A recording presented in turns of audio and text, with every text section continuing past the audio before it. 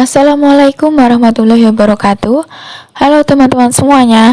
Kami dari kelompok 2 mata kuliah aplikasi komputer bank syariah yang beranggotakan Imroh Atulutfiah, Veronita Sukmawati, Arta Vetaris Novelisya Melati, Flavio Hisyam Rayuda, dan Ria Istajib Ramadhani.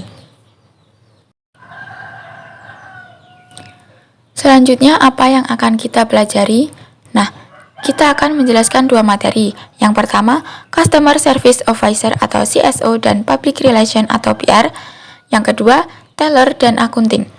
Dari kedua materi tersebut, kita akan menjelaskan mulai dari pengertian, fungsi utama jabatan, tanggung jawab, tugas pokok, hingga kewenangannya. Materi pertama, Customer Service Officer atau CSO dan PR.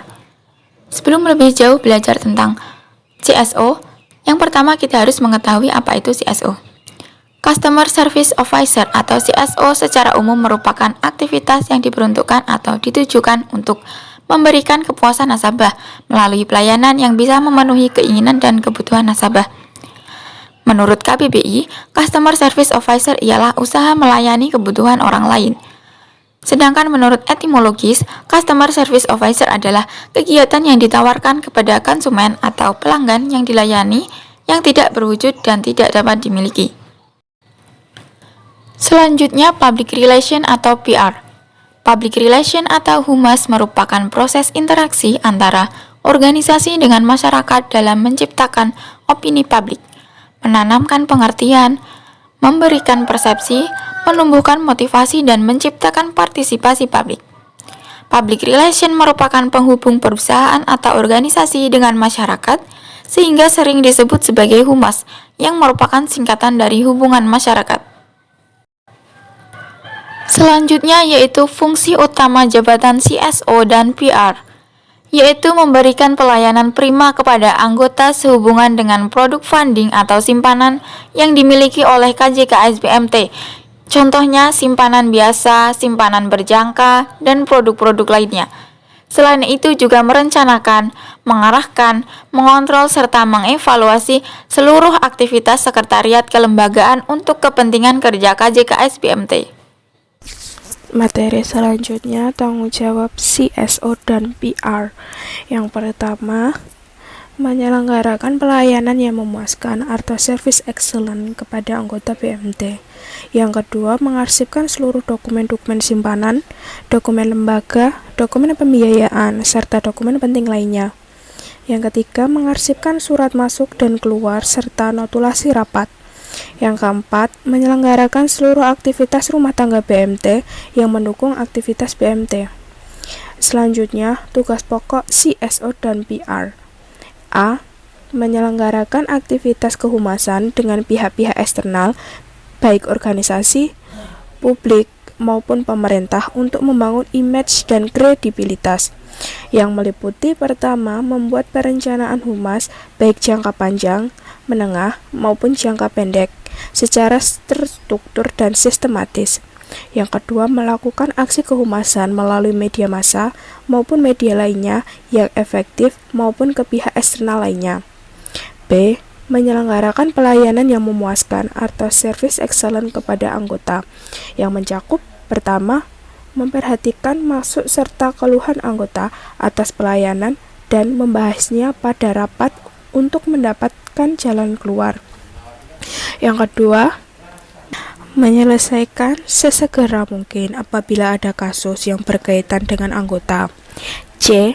Mengarsipkan seluruh dokumen simpanan, dokumen lembaga, dokumen pembiayaan, serta dokumen penting lainnya, yang mencakup pertama, mengatur dan mengawasi sistem pengarsipan. Kedua, menyiapkan dokumen lembaga serta menjaga keamanannya seperti akte pendirian lembaga, laporan-laporan pajak, surat keputusan, berita acara, dan surat perjanjian kerjasama. Yang D. Mengarsipkan surat masuk dan keluar serta notulasi rapat yang mencakup pertama, memberikan nomor surat keluar serta mengarsipkannya. Yang kedua, menerima surat masuk dan memberikan informasi kepada pihak-pihak yang berkepentingan mengenai perihal surat. Menyelenggarakan seluruh aktivitas rumah tangga yang mendukung seperti pertama, melakukan perencanaan anggaran rumah tangga dan mengajukan kepada manajer. Yang kedua, melakukan evaluasi, kontrol, dan upaya penghematan apabila terjadi hal-hal yang di luar kebiasaan atau pembengkakan biaya operasional. Selanjutnya, kewenangan CSO dan PR. Mengeluarkan biaya operasional rutin dalam batas wewenang. B. Mengajukan biaya kebutuhan yang diperlukan untuk mendukung pekerjaan kepada manajer untuk dipertimbangkan. C. Menyetujui pengeluaran kas untuk penarikan simpanan dalam batas wewenang. D. Melakukan kontrol terhadap kehadiran karyawan. Yang memberikan masukan dan membantu karyawan lain yang memerlukan bantuan dalam kapasitasnya. Baik, di sini saya akan menjelaskan tentang teller dan akunting. Yang pertama adalah fungsi utama.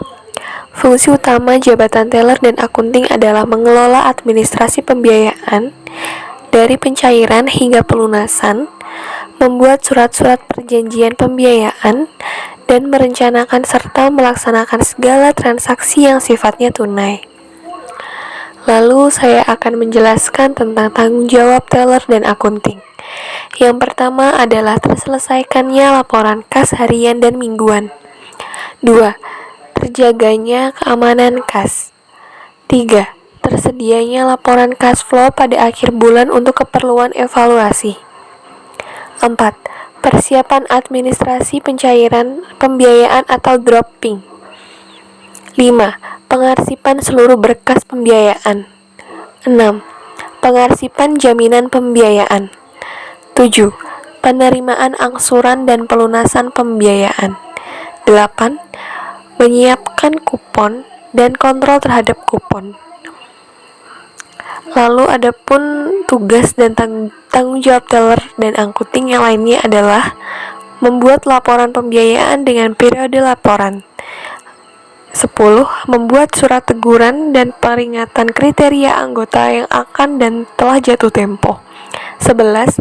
Menerbitkan laporan keuangan, laporan perkembangan pembiayaan, dan laporan mengenai perhimpunan dana masyarakat secara lengkap, akurat dan sah, baik harian, bulanan, ataupun sesuai dengan periode yang dibutuhkan.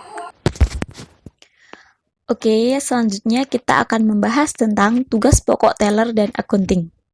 Yang pertama, tugasnya ialah menyelesaikan laporan kas harian.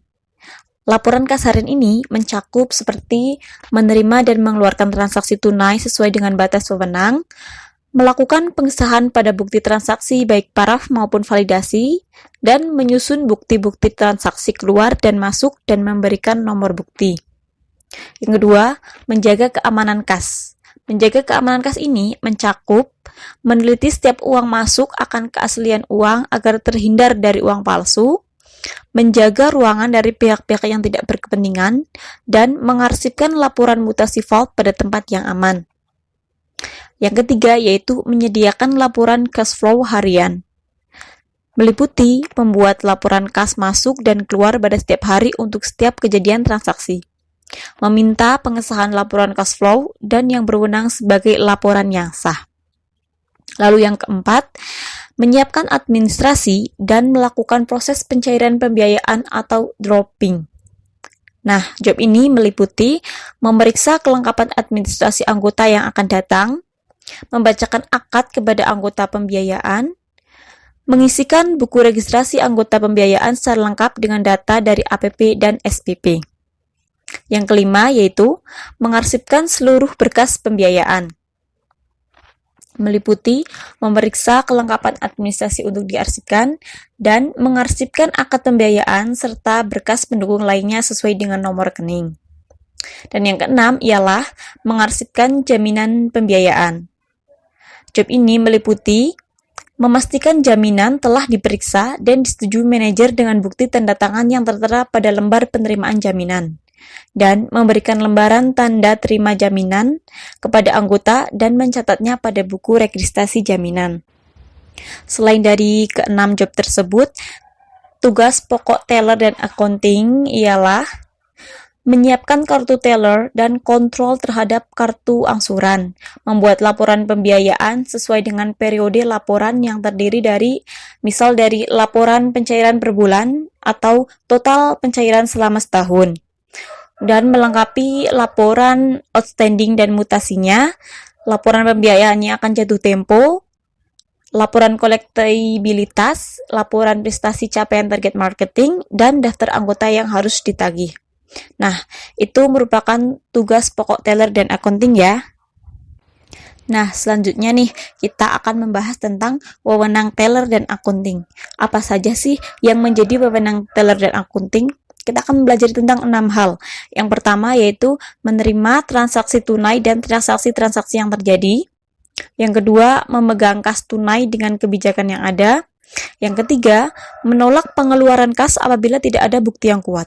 Jadi, teller dan accounting itu mempunyai wewenang apabila pengeluaran kas itu tidak ada bukti yang kuat, maka teller dan accounting berwenang untuk menolaknya. Dan yang keempat, memberikan nomor rekening anggota pembiayaan. Biasanya pemberian nomor ini dilakukan ketika anggota itu baru bergabung ke bank tersebut. Jadi, teller dan accounting berwenang untuk memberikan nomor rekening. Yang kelima, melakukan pengamanan atas data-data pembiayaan. Dan yang keenam ialah tidak memberikan berkas dan arsip kepada pihak yang tidak berkepentingan. Jadi, teller dan accounting ini berwenang untuk tidak memberikan berkas atau data-data apapun terhadap pihak yang tidak berkepentingan. Mereka hanya bisa memberikan data-data tersebut untuk pihak-pihak yang berkepentingan saja. Seperti itu ya, teman-teman. Nah, sudah bisa dipahami ya apa itu Customer Service Officer dan Public Relation, Teller, dan Accounting. Nah, semoga video kali ini bermanfaat ya bagi teman-teman. Bila ada kesalahan, kami mohon maaf. Sekian dan terima kasih. Wassalamualaikum warahmatullahi wabarakatuh.